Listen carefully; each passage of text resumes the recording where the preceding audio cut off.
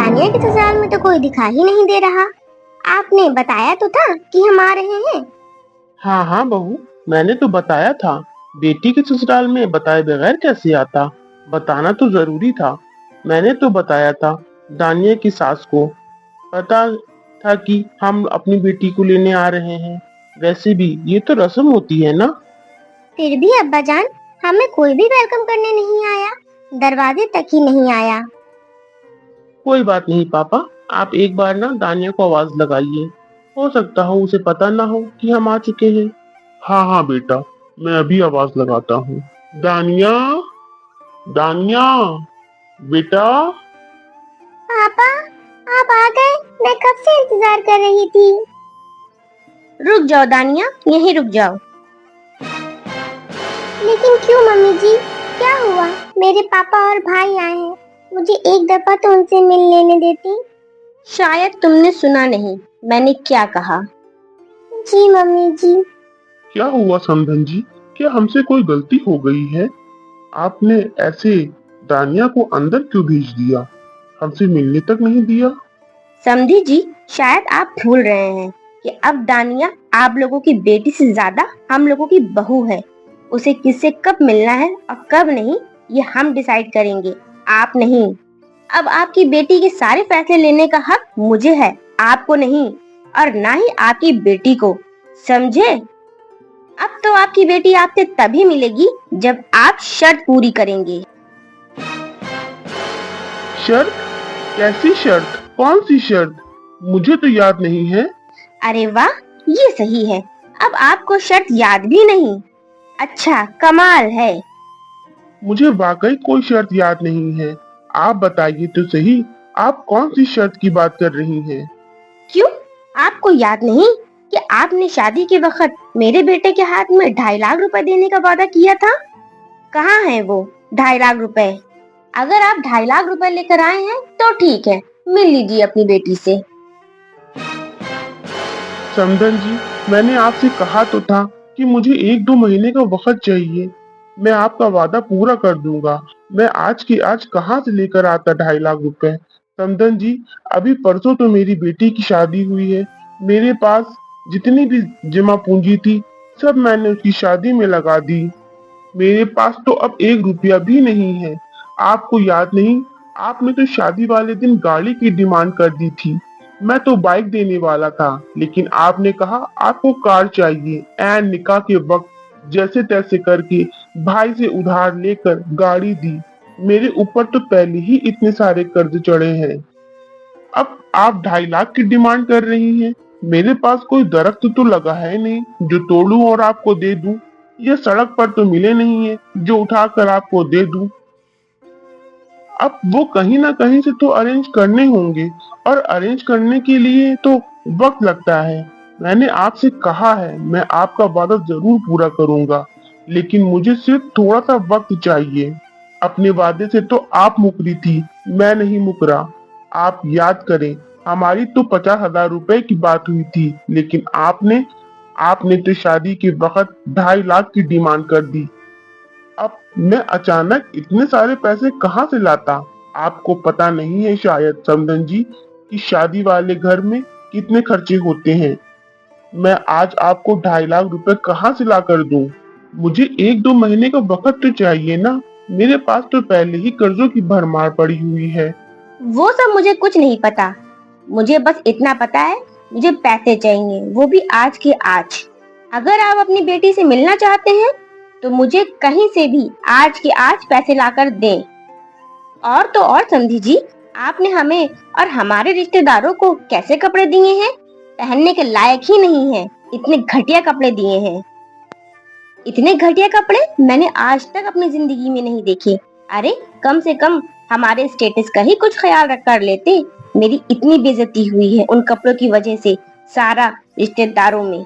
ये सामने मेरी नाक कट गई है। इतनी इंसल्ट मैं आज तक अपने रिश्तेदारों के सामने नजर उठाकर नहीं देख सकती, सिर्फ आपके घटिया कपड़ों की वजह से। मेरे बेटे की तो किस्मत फूट गई जो ऐसे नंगे पुंगे खानदान में उसकी शादी हो गई। दिल तो कर रहा है कि 10 बातें सुनाऊं इसे, हमारे पास भी जवाब है इसे देने के लिए, लेकिन क्या करें? मुझे तो समझ नहीं आता कि इसे हमें आज यहाँ बेइज्जत करने के लिए बुलाया है। कोई अपने घर आए मेहमानों के साथ ऐसा करता है?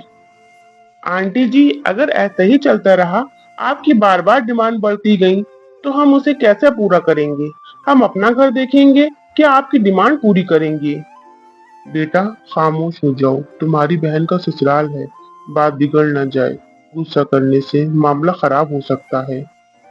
आज इन्हें हमारी कोई भी बात बुरी लगी तो आगे तुम्हारी बहन के लिए मुश्किल हो जाएगी। इसलिए बेटा चुप हो जाओ, और तुम्हारी बहन को हमसे मिलने भी नहीं देंगी। भेजना तो दूर की बात है, इसलिए कंट्रोल करो बेटा। समधन जी, मैं आपकी सारी शर्तें पूरी करने के लिए तैयार हूँ। मैं आपसे वादा करता हूँ कि मैं आपकी सारी शर्तें पूरी कर दूंगा। ओहो आंटी जी, अब आप गुस्सा थूक भी दीजिए। आंटी जी, अब तो दोनों खानदानों के दरमियान रिश्तेदारी हो गई है, इसलिए हमें एक दूसरे का ख्याल रखना चाहिए। जैसे आप कर रही हैं ना, ऐसे तो रिश्तों में सिर्फ खटास पैदा होगी। बेहतर होगा आंटी जी, हम गुस्से से नहीं बल्कि समझदारी और प्यार से काम लें। आखिर रिश्तेदारी का मामला है।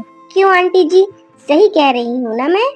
और रही बात आपकी शर्तों की, तो पापा जी कह रहे हैं ना कि हम आपकी सारी शर्तें पूरी करेंगे। इसका मतलब हम आपकी सारी शर्तें पूरी करेंगे और आप गुस्सा थूक दीजिए। और एक बात बताऊं आपको, हम आपके लिए बहुत सारे कपड़े लेकर आए हैं।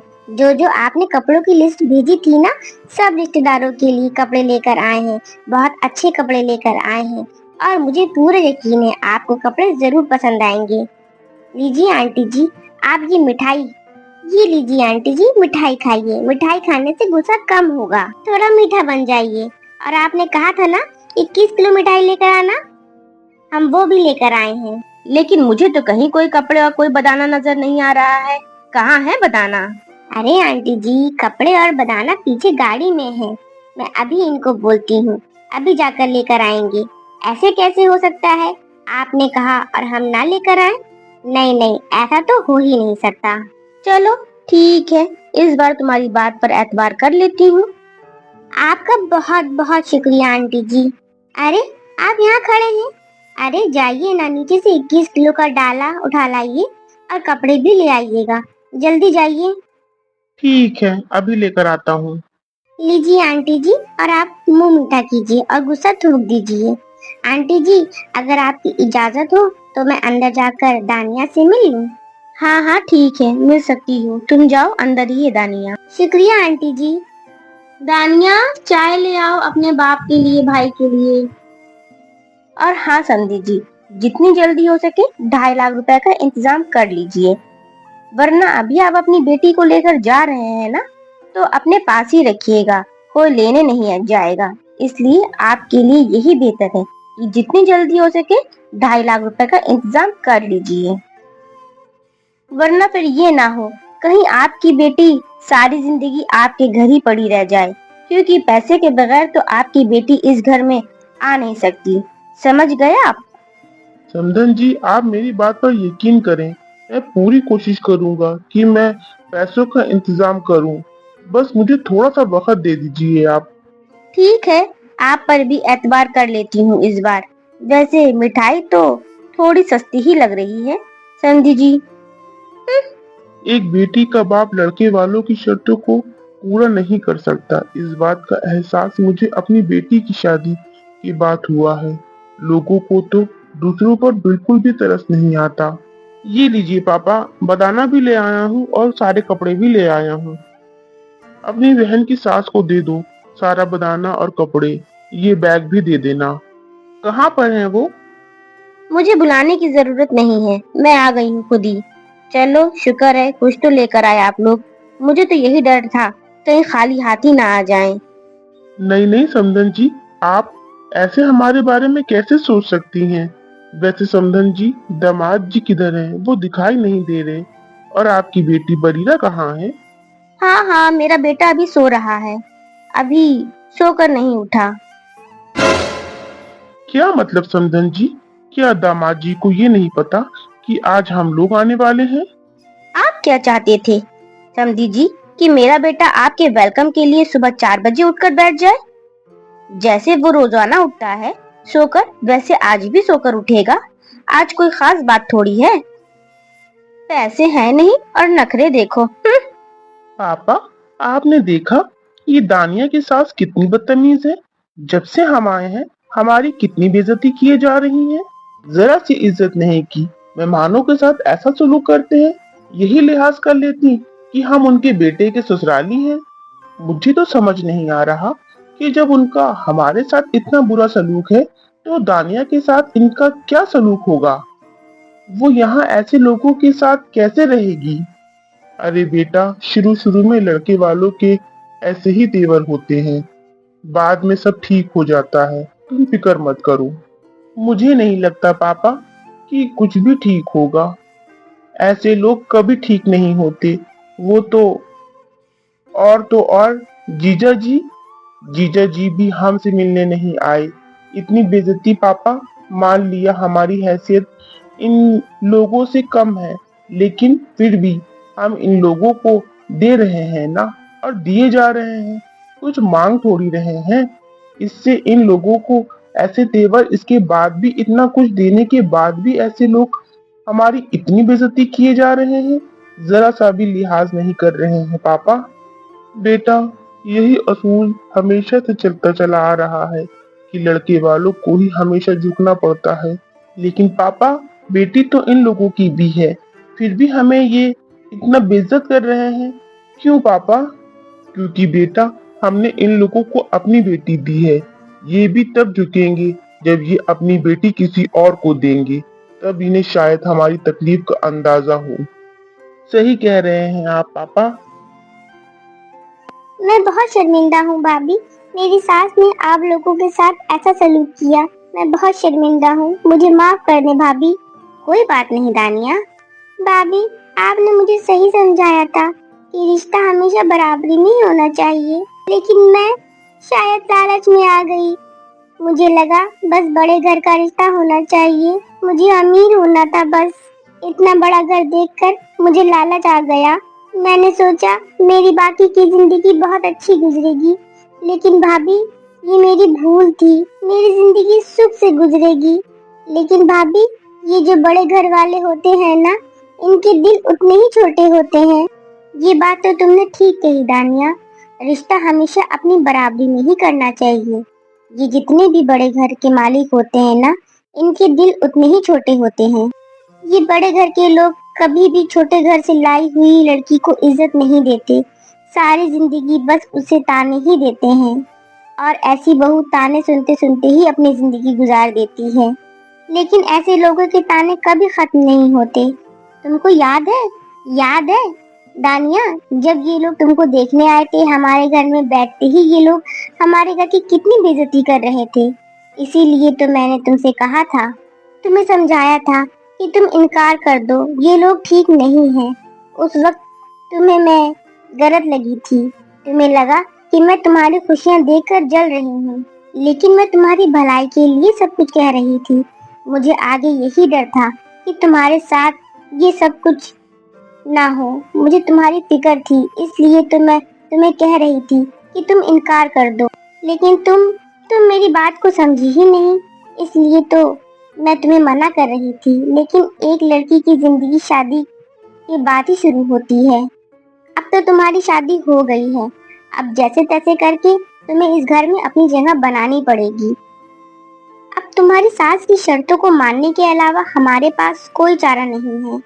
हम तो बस यही चाहते हैं कि तुम खुश रहो, आबाद रहो अपने घर में, और तुम्हारे ससुराल वाले तुम्हें किसी भी तरह का ताना ना मारे। बस डर इस बात का है कि इस मर्तबा तो हम तुम्हारी सास की शर्तें पूरी कर सकते हैं, लेकिन अगर वो बार बार शर्तें करेंगी तो फिर क्या होगा। फिर शायद हम तुम्हारी सास की शर्तें पूरी ना कर सकें, क्योंकि अगर उन्होंने कोई ऐसी शर्त रख दी जो हमारी औकात से ज्यादा हुई, फिर हम क्या करेंगे।